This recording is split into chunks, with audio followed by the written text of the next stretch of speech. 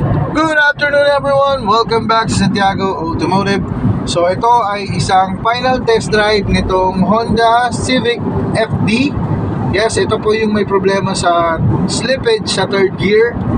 So far, cruising tayo ng 90 km per hour at nasa 5th gear tayo. So far, maayos na yung upshift at downshift nitong sasakyan. Ito yung halimbawa ng isang downshift. For example, cruising ka ng 84 km per hour, tapos gusto mong mag-overtake, ayun, hihingan mo siya. So, bababa ng isang gear yon, tapos akyat ulit. So far, gumagana. And then, at the same time, wala na rin po yung slippage natin sa third gear. At isa pang testing na ginawa dito kanina ay yung cold start. So, chinek din yung reverse. Maganda na rin yung pasok ng reverse. At city driving.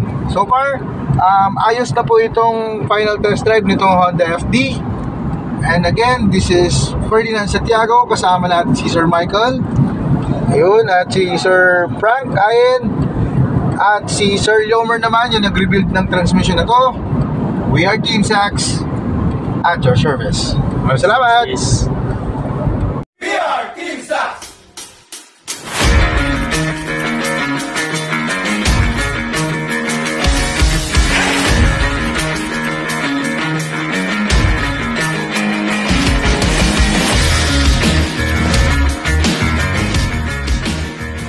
Next project ng team, itong isang Honda Civic FD na may slippage sa third gear. So far, pinababa na ng team itong Honda na to. Update kami sa makikita namin upon disassembling ng transmission. Salamat! Grabe, alam nyo ba na yung mga unang Honda Civic pa, ganito na yung disenyo ng transmission nya. So mapapansin nyo, automated manual din bago pa lumabas yung mga DCT na yan. Kasi lahat ng gears niya, for example, first hanggang itong ano na to, shaft na to, first hanggang third, nakita niyo yan, gear, pero itong hub lang yung nag-engage at disengage sa kanya. Yung mga clutch lining niyan, ang trabaho lang niyan is engage at disengage. At parang manual siya na pag first gear lang, yes, first gear lang ang naka-engage. Second gear lang ang naka-engage. Pag second gear lang. So, para siyang manual talaga siya gumalaw. O, yan, nakita. Ito yung counter gear niya, oh. Tsaka differential gear. So, mostly, para siya talagang manual na in-automated. So, ito yung ginagawa ng grupo ngayon, Honda Civic FD rebuild na to. Ito problema naman ito is, nagkakaproblema siya lalo sa forward, third gear. Medyo nag-flare up yung RPM pero yung takbo niya hindi nagbabago. Sabihin, pagka hiniritan niya, hindi sumasabay yung transmission. So, ito po yung ginagawa ni Sir Nelson at Sir Yomer, itong Honda Civic FD. Salamat po.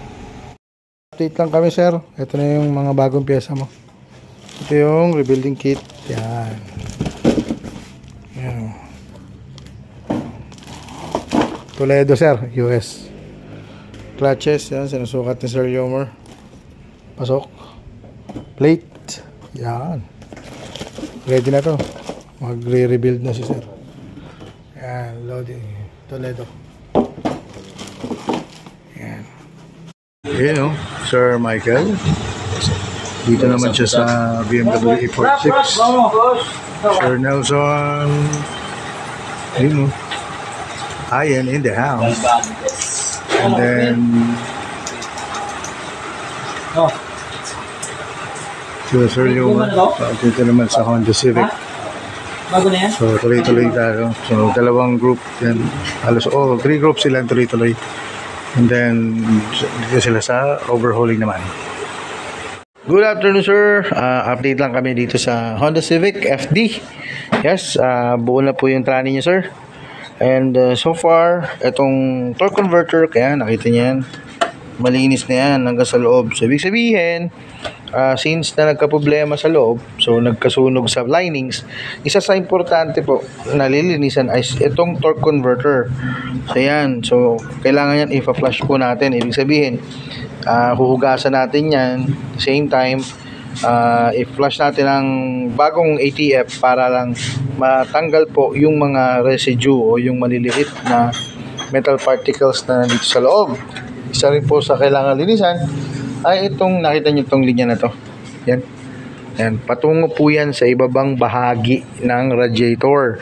Okay, ito po ay, yun po ay automatic transmission fluid cooling system. Opo, so itong cooling system na to, since dumadaan dyan yung fluid at nagkaroon ng problema yung trani natin sa loob, nagkaroon ng residue, so kailangan yun lilinisin itong buong sistema. So ibig sabihin kasi pagka malinis yung trani mo at hindi mo nilinis yung torque converter at yung oil cooling system, nandun yung mga dumi. So ibig sabihin pwede pong mag-recirculate ulit yung sistema at pumasok ulit sa transmission natin. So kahit na bagong rebuild, nagkakaroon na naman ng dumi yung filter. Kaya kailangan isa din sa procedure na tatandaan natin ay yung paglilinis ng cooling system ng ating automatic transmission fluid at itong torque converter. Thank you po. Good afternoon sir. Update lang ako sa Honda FT mo. So far sinasalpak na po ni Sir Yomer, Sir Levy at Sir Ian yung ating automatic transmission. So far nakasalpak na yun sir. Nga lang yung subframe na lang po yung ikinakabit ng mga tao natin. So far yan, dire-diretso na po yan. After nito, test drive, then check nung iba pang complaint sa unit. Pero so far, okay na po yung FD mo, sinasampan na po sa unit. Salamat po. Malapit yung kotse, sir. Sige. Stall. Drive. First gear. Second. And third.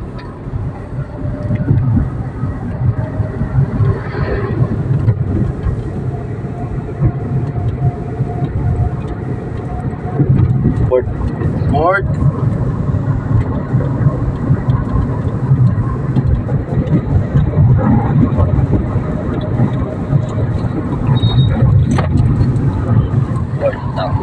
Fourth lang. Fourth lang, sir.